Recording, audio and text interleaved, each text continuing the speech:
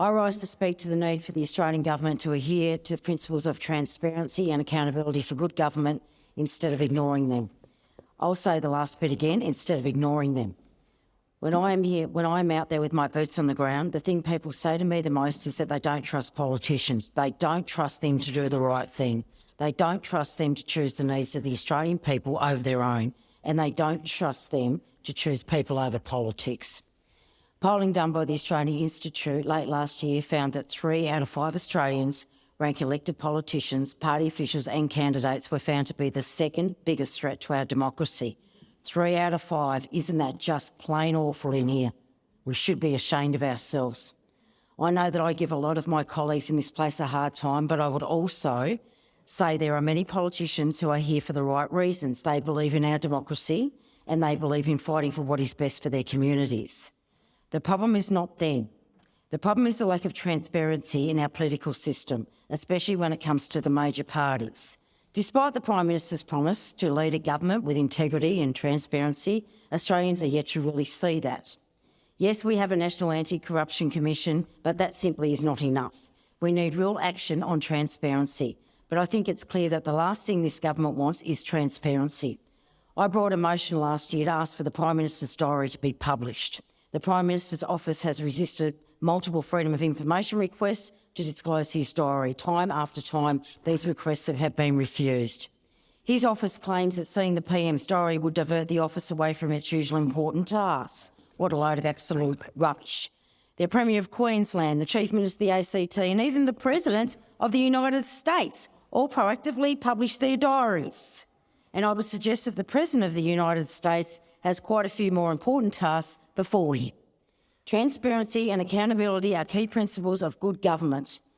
They are what makes a country great and its democracy strong. According to the Prime Minister, we're about 18 months from the next federal election, and this government and this Prime Minister are running out of time to show the Australian people they really believe in transparency and integrity.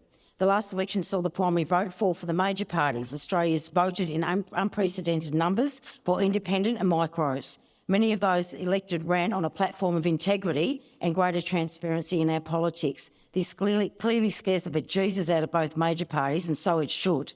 Both this government is working hard behind the scenes to lock down the system that works so well for them. They are planning to change our electoral laws and saying lots of reassuring things about putting donation caps on campaigns, which sounds good, but when Victoria did it, it wiped out independent candidates. It's as simple as that. The government is also talking about upping public funding, that is, the amount of the candidate receives for each vote that they get, your taxpayers' money. This was introduced by the Labor government and was meant as an insurance against the possibility of corruption.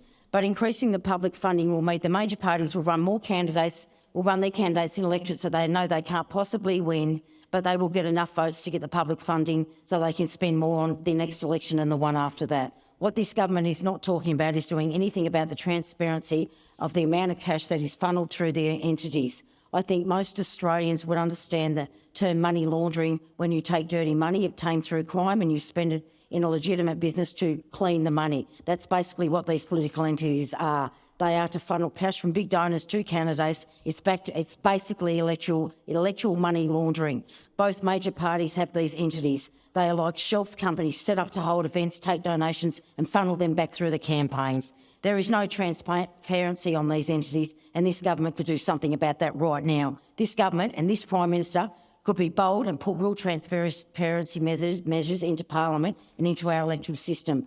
But they probably won't, because despite what the Prime Minister says and what his government says, they don't want transparencies. If they did, they will clean up the electoral funding system, they will get rid of those money laundering entities, and they would publish the Prime Minister's diary. Instead, they just keep telling Australians it's all fine, nothing to see here.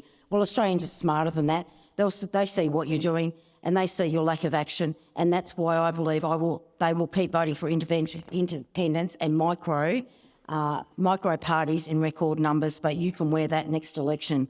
Once independent and micros have the balance of power in both houses, then Australia will finally get, I can assure you, the integrity and transparency you finally deserve, and we will lead by example, unlike the government of today.